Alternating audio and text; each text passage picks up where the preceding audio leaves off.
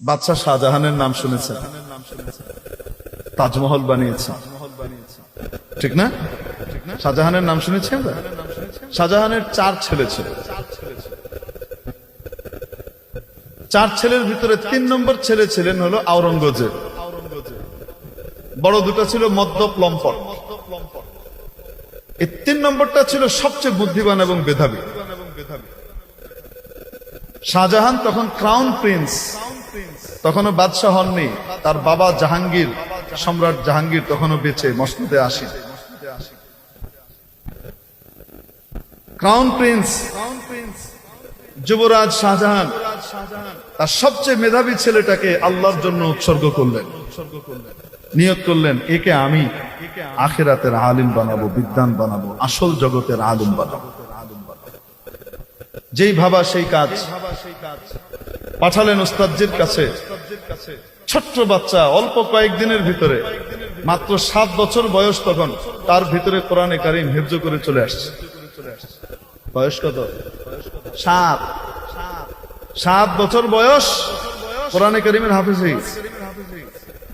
যেদিন শেষ সবকটা শুনিয়ে এসেছে, এসে বাবা শাহজাহানকে বলছে, আব্বা আজকে আমি লাস্ট সবকটা শুনিয়ে এসেছি, আমি হাফেজ হয়ে গেছি আব্বা। শাহজাহান খুশির চোটে, মুক্তার মতো এক বাচ্চা দেখতে, তার ভিতরে তার কোয়ালিটি কি? 7 বছর বয়সের ভিতরে হাফেজে কোরআন হয়ে গেছে। তাকে কোলে নিয়ে চুমু দিয়ে আদর করে অনেক ইয়ে করে ছেড়ে দিয়ে বলছেন, যাও তাড়াতাড়ি তোমার দাদাজানকে এই সংবাদটা পৌঁছে আসো। স্বাভাবিকভাবে দাদাজান খুশি হবে, সম্রাট আমার নাতি এরকম গ্রেট কাজ করে এসছে এত অল্প বয়সে, তো অভাবনীয় যে গিয়েছে। দাদাজানকে সংবাদ দিয়ে চলে এসেছে।